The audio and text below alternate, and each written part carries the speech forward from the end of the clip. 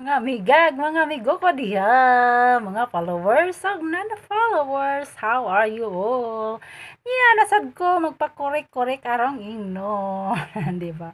Ma-share lang ko kanang pangutana ninyo, basta hindi ako makapangutana mo sa inyong kagalingon. Siguro, curious lang ko, nga mahibaw o unsa po inyong opinion dani.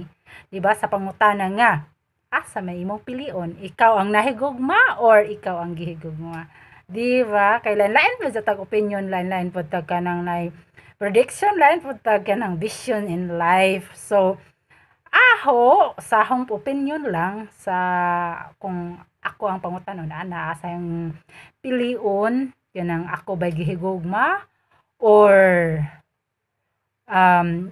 siya mo'y nahigugma diri na.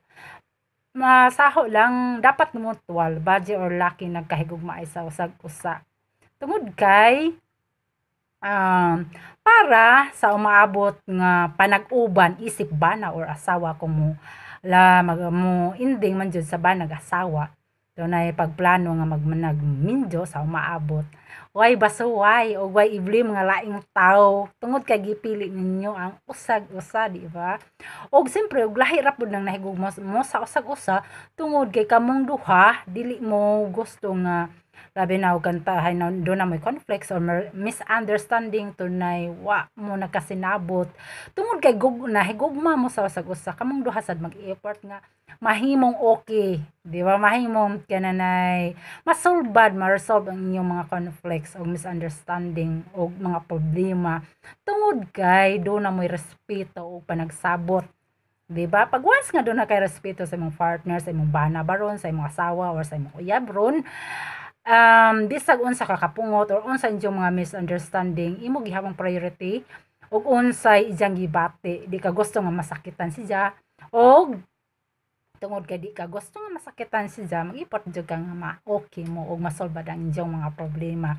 Og wa mo laing basuhon nga kanang naay laing tao ba nga og madamlag nga di ma-successful ang iyong marriage, wa mo'y kanang nay makita nga rason nga gusot untahay, di ba? Di mahimong successful ang inyong marriage. Unsa mingon tungod kay napugos ra ko nga nag kanang naay kanang napikot ra ko ng lakiha or kanang bajiha tungod kay siya gusto sa akong ginikanan or sa akong mga igsuon o nang nagminjo ko or tungod ba kay o kanang wat kahibaw sa mga sitwasyon sa matag minyo sa kaminyoon do na mga kanang nay story na sila, do na mga history nganong kanang tawhana ilang gipili ug ngano sad nga wala mag successful ang ilang kaminyoon.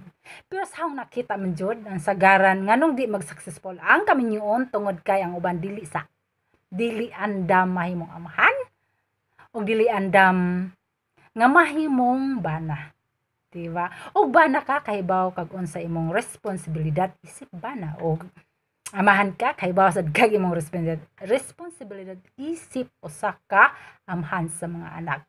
Og ikaw asawa kung kahibaw kag unsa imong responsibilidad isip asawa, so kahibaw sad ka unsay imong responsibilidad isip inahan sa mga anak, di ba? Ingana lang kanang lisod man buhaton, pero kung gusto kag magmalipayon o gusto kag kanang dunay malinawon nga pamilya ug dunay respeto sa usag-usa, sugdan sa kaugalingon. Di ka mangita og lucky or badging nga perpekto kung ikaw mismo dili sad perpekto ug ikaw mismo, di ba? Di nimo kayang panindigan imong responsibilidad or obligasyon isip bana, isip asawa or imong obligasyon, how naman siguro nang gibalik, obligasyon og responsibilidad, di ba? Magkaanam tagka tiguwang, magkaanam tagka mature dapat atong mga motivation, atong mga kananay vision in life, mga positive pod. Ingana lang sa inyong hunahuna asa ka inyong gusto, asa inyong pilion kanang nahigugma ka niya or ikaw gihigugma niya. Pero ako simple lang, dapat budget og laki nagkahigugma ay bot pasabot kamong duha nipili sa usag-usa.